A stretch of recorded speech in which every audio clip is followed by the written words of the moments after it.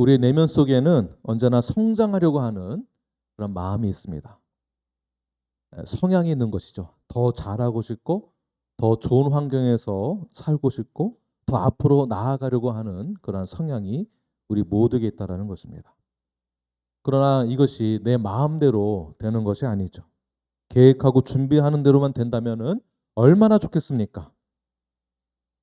골프를 칠 때에도 제가 뭐 골프를 잘 치지는 못하지만 골프를 잘하기 위해서는 레슨을 받고 자세 교정을 받고 연습을 많이 해야만 내가 원하는 곳으로 공을 안전하게 보낼 수 있습니다. 그렇다고 해서 아무리 자세가 좋아도 공이 내 마음대로 내가 원하는 대로 가는 것은 아니죠. 공이 이리 튀기도 하고 저리 튀기도 하고 바람의 영향을 받기도 하고 상황의 영향을 받기도 합니다. 아무리 에, 프로 골프 선수여도 내 마음대로 되는 것은 단 하나도 없다는 것입니다. 그렇다면 이때 가장 중요한 것은 어느 선수가 가장 잘하는가. 내가 원치 않는 곳에 공이 떨어졌어도 다시 재수정하여서 내가 원하는 궤도 안으로 다시 공을 올려 보내는 선수가 잘하는 선수겠죠. 상황을 뛰어넘을 줄 아는 선수가 잘하는 것입니다. 사도 바울도 마찬가지. 유럽으로 복음 전도를 떠난 다음 빌립보에 도착한 후부터 잘 되는 일이 별로 없었습니다. 계속 고난의 연속이고 쫓김의 연속이고 공포의 연속이었습니다. 더 나아지지 않았습니다. 빌립보에서 기억하십시오. 옥에 갇히게 됐고요. 데살로니가 갔을 때에 강도의 폭행에 의해 쫓겨나게 되었고요. 베레아에서 아덴을 거쳐 오늘 고린도로 입성하게 되는데 고린도 지역은 더 심각한 곳입니다. 더 나아지지 않았습니다. 더 심각한 상황 속으로 폭풍 속으로 들어가게 됩니다. 바로 고린도 지역입니다. 1절 말씀을 함께 읽겠습니다. 시작. 그 후에 바울이 아덴을 떠나 고린도로. 고린도는 아덴에서 서쪽으로 약 44마일 정도 떨어져 있는 도시입니다. 지중해 연안의 해안 도시이고요. 무역의 중심지입니다. 마치 한국의 부산항과도 같다라고 이해하시면 되겠습니다. 고린도 지역은 항구 도시입니다. 동시에 항구 도시이기 때문에 안전한 항해를 기원하기 위해서 각 나라와 민족의 우상이 집결해 있는 현란한 우상의 도시입니다. 이 현란한 우상의 도시는 밤에 더 극심한 상황을 볼 수 있게 되는데요. 밤에는 쾌락의 도시로 바뀌게 됩니다. 우리 유스 아이들이기 때문에 더 자세히 설명할 수 없지만 항구 도시의 특징을 기억하시고요. 밤에는 쾌락의 도시로 바뀐다라는 것을 여러분 한번 상상해 보시기를 바랍니다. 고린도 도시는 약 2만 명을 동시에 집결할 수 있는 야외 극장이 있을 정도로 크게 발전한 도시이고요. 1,000명 정도의 여사제가 아프로디테의 신전 안에 있었습니다. 여사제가 있다라는 것은 처녀가 있다라는 것이고요. 처녀의 1,000명의 사제가 신전에 있다라는 것은 신전에서 어떠한 행위를 하기 위한 목적으로 존재한다는 것을 여러분 이해하시기를 바랍니다. 아덴은 지적과 지식의 도시였다고 한다면 고린도는 물질 만능주의 도시이며 쾌락주의, 우상 숭배주의가 만연한 그런 곳입니다. 사도 바울이 어떠한 기대를 가지고 고린도에 입성하게 되었을 때에 이제 조금 나아지는구나가 아니라 어떠한 마음을 갖게 되었을까요? 와, 턱이 떡 내려가는 거예요. 어떻게 이럴 수 있을까? 음란하고 물질 만능주의가 만연한 곳에 바울이 전도를 시작하려고 하는 그의 마음. 말이 쉽지 그때나 지금이나 이 세상이 악하다고는 하는데 음란한 곳, 우상 숭배 문화가 가득한 곳에 들어가서 복음을 전한다라는 것은 결코 쉬운 일이 아닙니다. 결코 쉬운 일이 아닙니다. 마음에 내키는 것도 아니죠. 만약 우리에게 이러한 상황이 생긴다면 여러분들은 어떻게 하시겠습니까? 내가 이렇게까지 꼭 해야만 하는가? 왜 하나님은 나를 이런 데까지 보내서 이렇게 힘들게 하는가? 나는 더 이상 이 음란한 곳에 복음을 전하고 싶지 않다.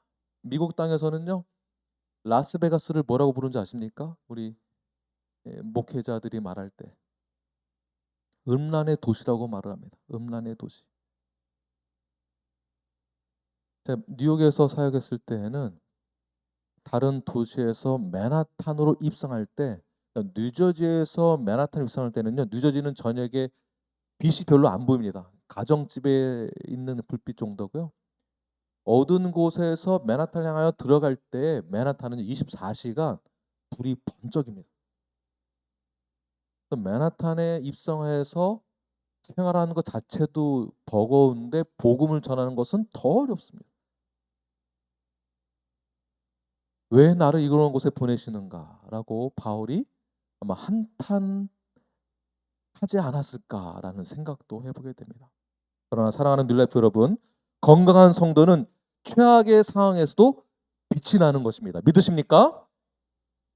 네, 우리 김병선 자매님 안 계시니까 이게 아멘 소리가 계속 아멘 아멘 소리가 이쪽에서 나야 되는데, 건강한 성도는 최악의 상황 가운데서도 빛이 나는 줄 믿으시길 바랍니다.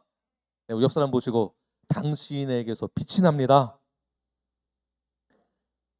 최악의 상황 가운데서도 당신이 빛이 날 것입니다. 네, 건강한 성도는, 건강한 교회는 죄 많은 곳에서도 빛이 나는 것입니다. 믿으십니까? 그럼 어떻게 해서 빛이 날 수 있는가? 어떻게 해서 이러한 상황 가운데서도 바울이 포기하지 않고 복음을 전할 수 있단 말인가?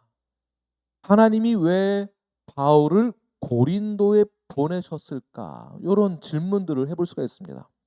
2절 말씀을, 이 질문에 의해서 2절 말씀을 우리 읽고 함께 나누겠습니다. 시작. 아굴라라 하는 본도에서 난 유대인 한 사람을 만나니 글라우디오가 모든 유대인을 명하여 로마에서 떠나라 한 고로 그가 그 안에 브루스길라와 함께 이달리아로부터 새로 온지라 바울이 그들에게 가매. 자, 바울이 위기를 어떻게 극복할 수 있었을까? 또한 하나님이 바울을 고린도에 보내신 의도는 무엇일까라고 보았을 때에 도저히 혼자서 감당할 수 없는 이 사역의 현장 가운데 지금 바울은 혼자 있는 상태입니다. 바울과 동행했던 동역자가 누가 있었죠?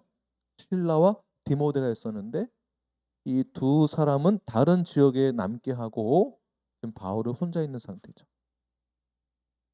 바울에게 필요한 것이 무엇이었을까요? 바울이 어떻게 이 성도로서의 건강한 성도로서의 빛을 발할 수 있었을까요? 바로 동역자를 만나게 됨으로 인하여서 이 위기를 극복할 수 있었다는 것입니다. 혼자 할 수 없는 것을 동역자를 만나게 되어줌. 바울에게 있어서 아굴라와 브루스길라를 하나님이 보내신 동역자로 여겼다라는 거죠. 그래서 이들이 내려왔을 때 바울이 이 부부에게 찾아갑니다.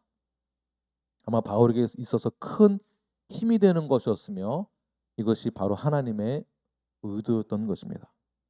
아굴라 브루스길라는 남편은 유대인이고 아내는 로마 귀족의 집안 딸이었는데 로마에서, 이달리아가 이탈리아입니다. 이탈리아 로마에서 잘 살던 그들이 왜 고린도까지 오게 되었을까요?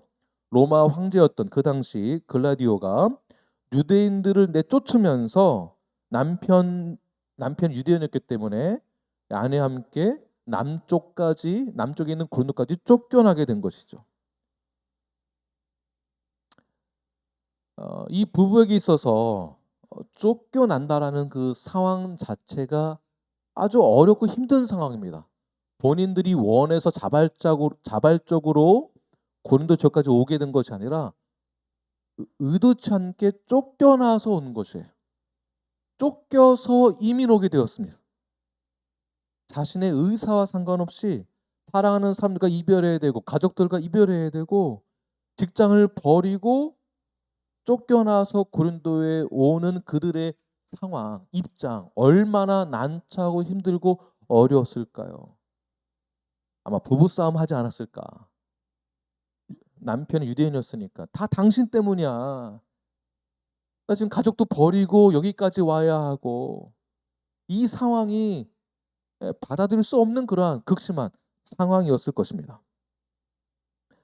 이 부부에게 있어서 더 좋은 상황으로 바뀐 것이 아니라 안 좋은 상황, 바울과 똑같이 더 극심한 상황이 되었을 때에 불안과 공포와 불안전한 상황으로 상황을 맞이하였던 이 부부에게 필요한 것은 무엇이었을까요? 바로 바울과 같은 리더가 필요했을 것입니다. 그들에게도 바울과 같은 코치가 필요했을 것입니다. 바울과 같은 영적 리더가 필요했을 것이에요. 이것 또한 하나님의 의도가 담겨져 있다는 것입니다. 하나님의 계획과 목적이 있는 것입니다. 위기 상황에 처했다라는 것은 우리가 받아들일 때 하나님이 우리를 향한 계획이 있다라는 사인으로 받아들여야만 합니다. 아멘이십니까? 네. 자, 박수 3번 시작. 네, 사랑해. 다시 한번 박수 3번 시작. 사랑해. 지금 거리가 멀어져 가지고 의자 간격을 넓게 했더니 조시는 게 지금 다 보여요. 다 보여.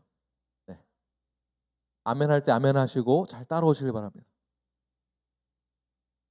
다시 말해서 우리가 만나는 역사적인 이 순간은 하나님의 의도였다. 하나님의 계획이었다. 하나님의 섭리였다라는 것이에요. 이 부부에게 있어서는 위기이고 고통이지만 바울에게 있어서도 힘들고 고난이었지만 그러나 이들의 만남은 무엇이라고요? 하나님의 계획과 섭리다. 하나님의 의도였다라는 것이에요.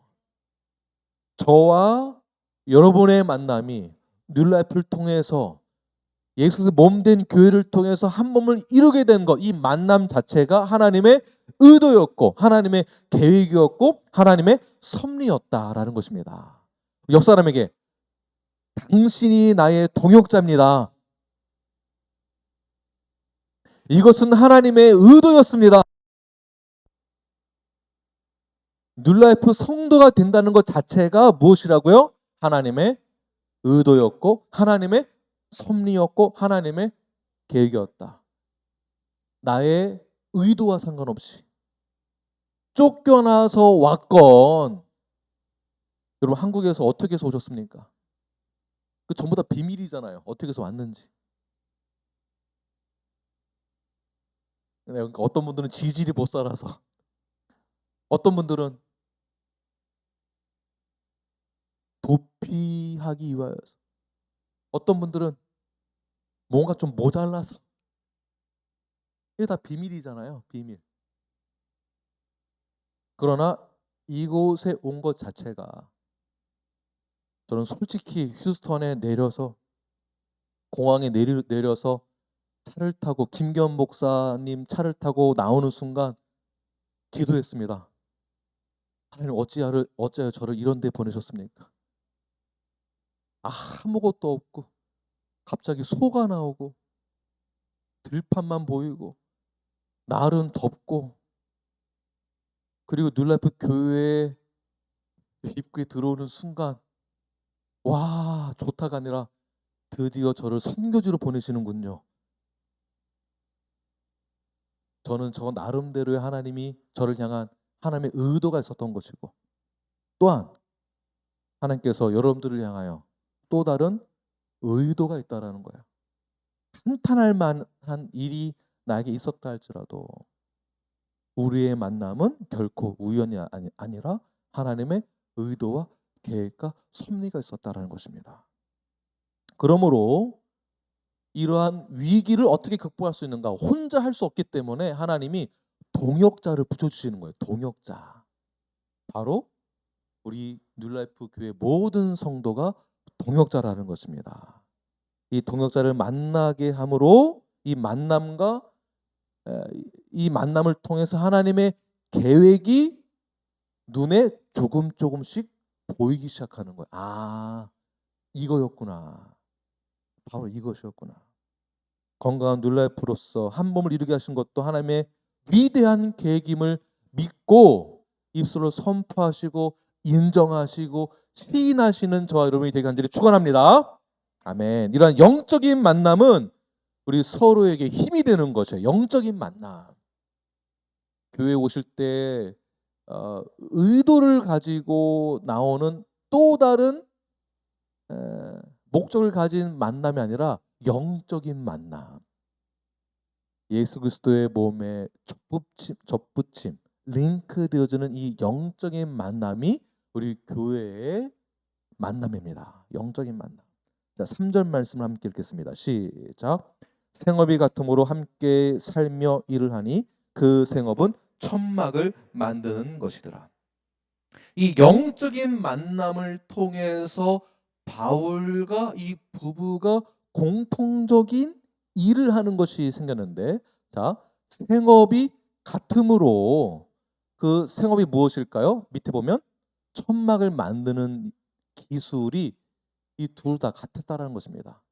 그래서 생업이 같으면 어떻게 했다고요? 함께 살면서 일을 했다. 함께 살면서 일을 했다. 바울과 이 부부가 함께 만나서 일을 했습니다. 자, 오늘날의 직업으로 말을 하면 목사인데 기술이 텐트 만드는 일 또는 건축하는 그 기술을 가지고 있었다라는 것이에요. 그래서 같이 살면서 일을 했는데 참 신기하죠. 목사가 목회를 안 하고 일을 한다. 그럼 어떻게 생각하십니까? 좋은 점도 있고 나쁜 점도 있고. 네, 그래서 자, 이것을 바이보케이셔널이라고 말을 하는데요. 바이보케이셔널은 목회자가 이중직을 갖고 있는 사람을 바이보케이셔널이라고 합니다. 네, 바이보케이셔널을 사도 바울이 천막을 만드는 기술을 가지고 있다는 것 때문에 또 어떤 목사님들은 바울처럼 무조건 이중직을 갖고 있어야 된다라고 생각하시는 분도 계시는데 꼭 그렇지는 않습니다. 우리 말씀하신 대로 자매님 말씀하신 것처럼 장점과 단점이 있습니다. 그러나 고린도 지역에서의 바울의 컨텍스트는 바이보케이션을 해야만 하는 상황 가운데 처해 있었다는 것이에요. 그 이유는 첫 번째, 바울이 돈이 없어서가 아닙니다. 이 브루스길라와 아굴라와 브루스길라와 함께 하기 위해서 이 직업이 같았기 때문에 같이 일을 했던 것이에요. 일을 하면서 무엇을 했을까요? 제자 훈련하고 제자 훈련. 그러니까 바이보케이션은 이중직을 말하는 것이 아니라 그 삶 속에 들어가서 제자를 삼는 것을, 사역을 하는 것을 바이보케이션이라고 합니다. 그렇다면 바울은 왜 이러한 기술을 가지고 있었던 것일까요? 학자였는데 역사적으로 유대인들은 바벨론의 포로 생활을 할 때부터 이들에게 기술을 계속 가르쳤는데요. 세계 어느 나라에 가더라도 살 수 있도록 천막을, 바울은 학자였지만 천막을 만드는 기술을 그 전통적으로 계속 배우면서 내려왔던 것이죠. 이렇게 아굴라 브루스길과 함께 하루 종일 같이 일을 하면서 무슨 말을 할까요? 그렇죠. 일을 하면서 계속 예수님에 대해서 증거하는 거예요. 계속 교회란 무엇인지, 하나님은 누구이신지 일을 하면서도. 예수님도 많은 사람들 앞에서 군중들 앞에서도 설교를 했지만 가장 집중적으로 무엇을 하셨을까요? 제자 훈련하신 거예요. 제자들과 함께 하루 종일 계시면서 계속 산상수훈도 하시지만 제자들과 함께 있으면서 교회란 무엇인지, 십자가란 무엇인지, 내가 왜 죽어야만 하는지, 내가 왜 다시 살아야만 하는지, 내가 왜 다시 와야만 하는지, 하나님의 나라에 대해서 계속 제자 훈련하는 것이죠. 계속. 그러니까 바울도 이 부부와 함께 일을 했지만 하루 종일 제자 훈련하는 거예요. 그래서 마이 보케이션 하게 됩니다. 우리 신 목사님 또 조 목사님 계시지만 같이 교회에 있으면 제가 무슨 말을 할까요? 계속 교회 사역 그리고 건강한 교회를 계속 얘기합니다. 우리 심자 목사님은 잠자는 시간 빼고는 저하고 하루 종일 있어요. 잠자는 시간 빼고는. 갈 때도 같이 다니고 식사도 같이 하고. 그럼 제가 무엇을 강조할까요? 건강한 교회. 건강한 교회에 대한 핵심 가치를 계속 가르치는 거예요. 어제도 가르치고 오늘도 가르치고 또 질문하면은 딴 얘기하고 그럼 또 가르치고 계속. 왜 그럴까요? 전에 알던 것과 다른 부분이 있기 때문에. 신 목사님이 지금까지 신학을 공부하고 배워왔던 것과 저희 교회에서 핵심 가치를 두고 있는 이 사역이 조금은 부족한 것이 있기 때문에 하루 종일 하는 말이 건강한 교회란 이거예요. 교회가 이렇게 된다. 제자 훈련은 이렇게 해야 된다. 이렇게 가르쳐야 된다. 이렇게 해야 된다. 계속 가르치는 거예요. 저희 아내는 느닷없이 건강한 교회에 대한 이해를 한 번 했을까요? 느닷없이? 사모기 때문에 그냥 한 번에 이해가 되는 것일까요? 절대 그렇지 않습니다. 저 집에 와 보시면은 책상에 건강한 교회란 무엇인가 책이 이렇게 써 있어요. 저희 아내 역시 하루 종일 성경 읽고 공부하고 건강한 교회 연구합니다. 제가 계속 가르치고 교회 와서는 심자 목사님에게 가르치고 집에 가서는 저희 아내와 아이들에게 가르칩니다. 건강한 교회란 무엇인지 계속. 아굴라 부부도 처음부터 믿음이 좋았던 것이 아닙니다. 남편만 유대인이었기 때문에. 이들의 신앙은 아직 어린아이의 신앙에 머물러 있었던 수준이었어요. 그래서 이 부부에게도 영적인 리더가 필요했고 하나님의 계획하신 가운데 이 부부를 만나게 되어짐으로 바이보케이션을 통해서 일도 하지만 제자 훈련을 계속한 것입니다. 계속.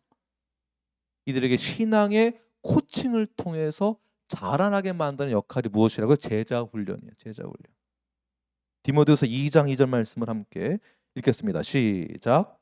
또 내가 많은 증인 앞에서 내게 들은 바를 충성된 사람들에게 부탁하라.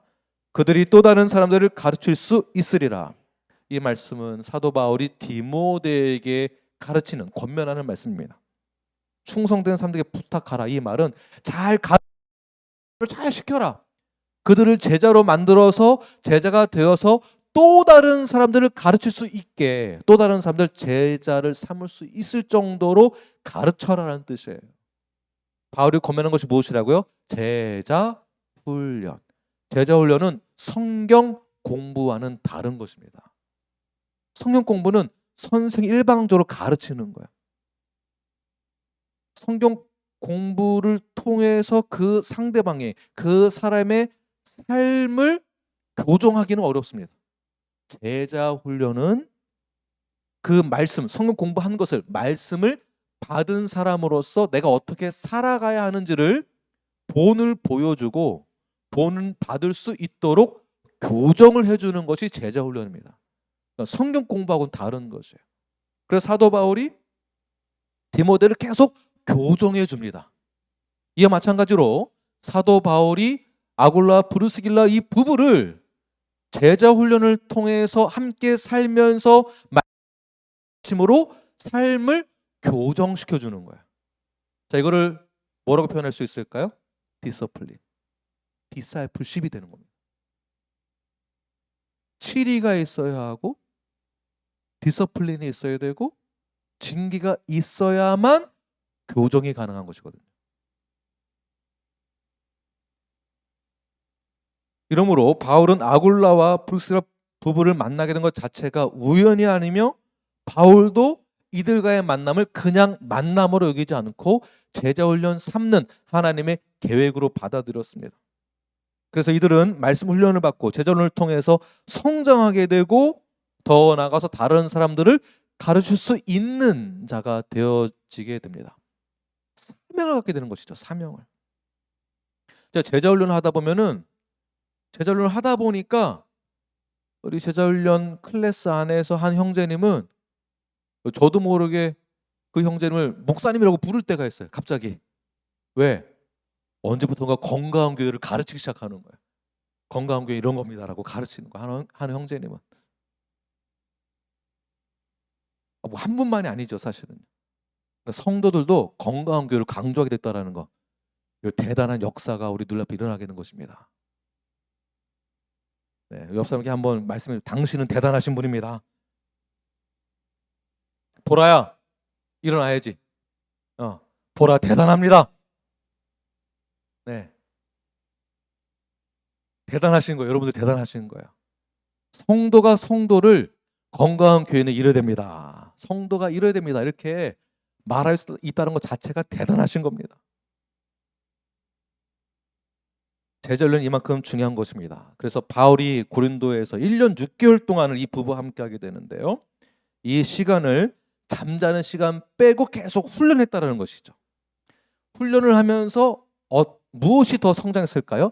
관계의 친밀성이 자라나게 됩니다. 관계가 튼튼하게 되는 것이죠. 다시 말해서 예수 그리스도의 공동체, 몸된 공동체가 점점 더 어떻게 된다고요? 제자훈련을 통해서 튼튼해지는 것입니다. 교회가 자라나는 거예요.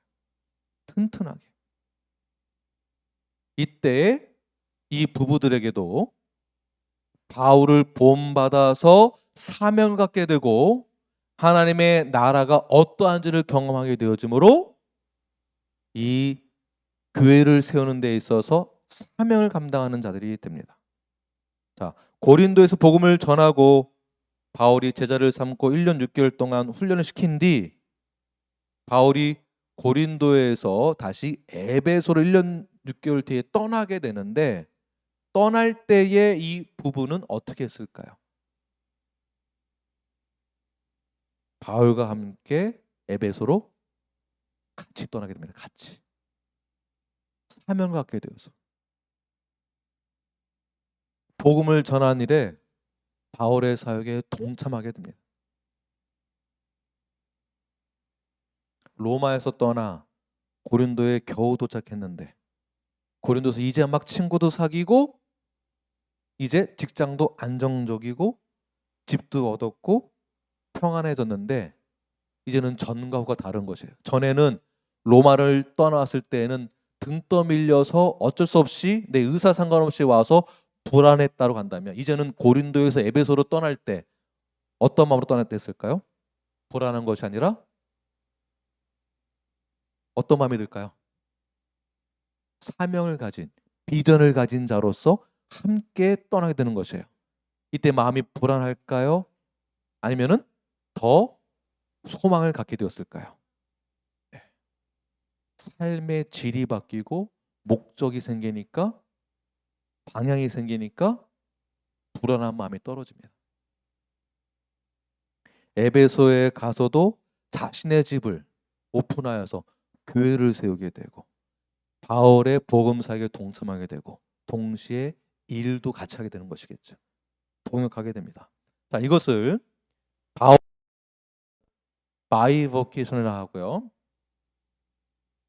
아볼로 입장에서는 일을 하면서 사역을 하고 교회를 세우는 입장에서는 코버케이션이라고 합니다. 이게 중요합니다. 목사 입장에서는 바이버케이셔널 미니스트리, 패스터. 아볼로 입장에서는 코베케이셔널 철치 플랜팅, 미니스터가 되는 것이에요. 다시 말해서 여러분들이 철치 플랜터가 된다는 것입니다. 세상에서 일을 하는 동시에 이것을 interlinked and equal. 그러니까 세상 일을 하는 것을 하나님의 사명으로 여기고 그 자리에서 제자를 삼고 복음을 전하는 것을 equally 동일하게 여긴다라는 것을 코베케이션이라고 얘기를 하는 것입니다. 그리고 에베소에서 또 다시 로마로 나중에 가게 되는데 그때도 이 부부가 같이 동행하게 됩니다. 얼마나 이 부부의 충성된, 이 사명을 가진 자들의 충성된 모습을 볼 수 있습니까? 우리 교회에게 아주 본이 되어지는 부부라고 볼 수 있습니다. 로마서 16장 4절 말씀을 함께 읽겠습니다. 시작. 그들은 내 목숨을 위하여 자기들의 목까지도 내놓았나니 나뿐 아니라 이방인의 모든 교회도 그들에게 감사하느니라. 바울에게 이러한 헌신된 부부가 있다는 것 자체가 하나님이 주신 큰 축복인 동시에 위로가 되고 하나님 나라를 세우는 이 동역자가 있다는 것 자체가 큰 힘이 되는 것입니다. 다시 말해서 저에게 있어서는 여러분들이 저에게 가장 큰 힘이 되는 것입니다. 수직적으로는 하나님이 가장 큰 힘이 되는 동시에 동일히 동일하게 수평적으로는 여러분들이 저에게는 가장 귀한 동역자입니다. 반대로 여러분들에게 있어서 가장 귀한 영적 리더가 누구가 될까요? 수직적으로는 하나님이시고 수평적으로는 저는 김한국 이러길래 처음에는 김한국 하셨죠? 김한국 이러길래 반가웠습니다. 누가 제 이름 불러준 게 얼마나 좋은지. 저에게 있어서는 여러분들이 가장 귀한 동역자이며 여러분들에게 있어서는 제가 동역자인 동시에 영적인 리더가 되는 것입니다. 예수님의 몸된 공동체의 한 몸이 되었다는 것을 꼭 기억하십시오. 여러분들은 왜 직장에 다니십니까? 왜 돈을 버십니까? 코베케이션을. 내가 잘 먹고 잘 살기 위해서, 내가 더 넓고 큰 집을 사서 남에게 자랑하기 위해서. 여러분들이 이 땅 가운데에서 왜 살아가십니까? 왜 좋은 대학을 가려고 하고, 왜 좋은 직장을 다니려고 하고, 왜 성공하려고 하십니까? 하나님은 여러분들을 철치 플랜터로 부르셨다는 것을 꼭 기억하십시오. 그래서 여러분들을 좋은 직장으로 파송한 것입니다. 무엇을 하기 위해서? 하나님 나라를 세우기 위해서, 동역하기 위해서. 그래서 여러분들은 반드시 훈련을 받아야 하며 그 훈련을 통해서 내가 어떻게 교회를 세워야 하는지, 내가 어떻게 하나님 나라를 세워야 하는지에 대해서 함께 나누고 경험하며 그 사역에 동참해야 하는 것입니다. 아골라 브루스길라처럼 바울의 사역이다 생각하지 마시고, 김한근 목사의 사역이다 생각하지 마시고, 하나님의 나라를 세운다고 생각하시면서 주 앞에 온전히 나아가시는 저와 여러분이 되길 바랍니다. 계속해서 바울의 사역에 대해서 나누도록 하겠습니다. 바울은 고린도에서도 마찬가지 회당에 가서 복음을 전하게 되는데요. 4절 말씀을 함께 읽겠습니다. 시작. 안식일마다 바울이 회당에서 강론하고 유대인과 헬라인을 권면하니라. 그래서 권면하다라는 것은 특별히 이 본문에서 나오는 권면하다의 원어는요, 이렇게 말하고 있습니다. 그냥 말하는 것이 아니라 지속적으로 설득하다라는 뜻이 있습니다. 지속적으로 설득하는 것이에요. 설득하고 지속적으로 가르치는 것. 그냥 복음만 한 번 전하는 것이 아니라 당신이 믿을 거면 믿고 믿기 싫으면 믿지 않아도 돼. 나는 복음 전했으니까 그만이야 라는 것이 아니죠. 바울은 정성을 다해서 그들이 믿을 때까지 계속 지속적으로 설명을 하고 설득을 하고 가르쳤다라는 것이에요. 아덴에서의 사역과 좀 다르죠. 아덴에서는 선포했지만 고린도에서는 설득을 했습니다. 가르쳤습니다. 자, 왜 지속적으로 가르치고 설득하는 것이 필요할까요? 고린도적의 이 문화의 특징이 있습니다. 저속하고 세속적인 문화를 가지고 있었기 때문에 그들은 쾌락에 빠져 있었고 우상 숭배에 빠져 있었습니다. 일반적인 그러한 죄들을 죄라고 여기지 않고 살았던 그들이에요. 어떻게 이들에게 단 한마디 복음으로 설득하고 이해시킬 수 있겠습니까? 어려운 일들이죠. 어떻게 단 한 번으로 이들을 설득할 수 있을까요? 그럴 수 없습니다. 변화시킬 수 없습니다. 그래서 지속적으로 전해서 왜 이러한 문화가 잘못된 것인지, 왜 이러한 전통이 성경적으로 말이 안 되는지, 무엇이 문제인지를 계속 가르치는 것이죠. 계속. 제가 건강한 교회를 외친 지 무려 거의 10년이 다 돼갑니다. 8년. 제자 훈련하면서 더 강력하게 주장했던 것은 팬데믹 전부터 교회는 이뤄야 됩니다. 제자 훈련을 받아야만 합니다. 성도의 의무와 책임은 이렇습니다. 그때 여러분들 한 번에 설득이 되셨습니까? 한 번에 설득이 안 되셨거든요. 그래서 지속적으로 설득하면서 계속 가르치면서 오죽했으면 바울이 고린도전서 5장에서 강력하게 선포하듯이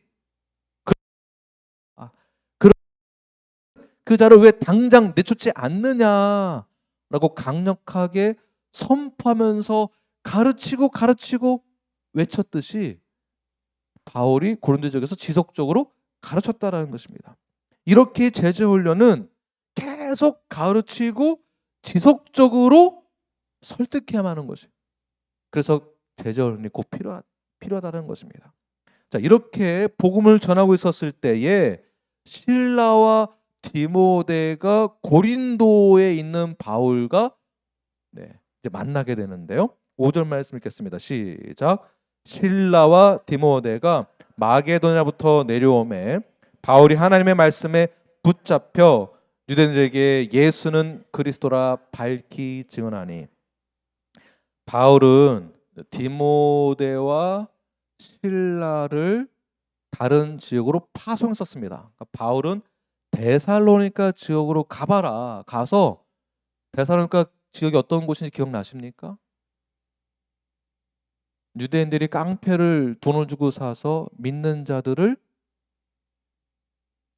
폭행하고 폭력으로 다스렸던 도시였습니다. 그러니까 그 교회, 그 성도들이 걱정되었었기 때문에 그들의 어떠한지, 잘 지내고 있는지, 어떻게 신앙생활을 하고 있는지 고작 2주밖에 되지 않았기 때문에 그 성도들이 걱정되었던 것이. 그래서 디모데를 데살로니가에 파송하였고요. 실라는 빌립보로 파송했습니다. 빌립보에 가서 헌금을, 선경금을 요청하는 목적으로 실라를 파송했죠. 그래서 동시에 디모데와 실라가 고린도 지역에서 바울을 만나게 되었을 때에 그때 바울의 사역에 합류하게 되는데 아굴라와 브루스길라도 동일하게 사역을 같이 하고 있었고 바울에게 있어서 수제자였던 디모데와 실라를 만나는 순간 사역은 폭발력을 갖게 되는 것이죠. 폭발력. 여기 보시면은요. 바울의 사역은 그 전까지 사역에 집중할 수는 없었습니다. 그 사역이 복음 전하는 사역. 물론 아굴라와 브루스길라를 제자 삼고 또 천막을 만든 일을 해야 하고 그런 동시에 한쪽으로는 우리 자매님 말씀하신 것처럼 단점이 있는 것이죠. 복음을 이방인들이나 유대인들에게 전하기 어려운 일을 두 가지를 해야 되니까 5절 중반부터 다시 한번 보게 되면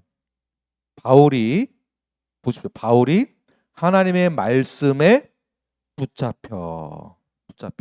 그러니까 목회자가 이중직을 갖는 것도 좋다 나쁘다를 떠나서 말씀에 바울이 어떻게 됐습니까? 붙잡혔다라는 거예요. 말씀에 붙잡혀서 사역하는 것이 사실은 목사로서 제일 중요한 것입니다. 그러니까 목회자가 사역에 또한 말씀에 집중할 수 있도록 교회가 전적으로 서포트 해주는 것이 제일 우선순위가 되어야 합니다. 우선순위. 그래서 원어로 보니까 원어 여기 마소라 텍스트의 그 원어를 보니까 말씀에 붙잡혔다라는 것을 성령에 사로잡혀서라고 표현하고 있습니다. 성령에 사로잡혀서.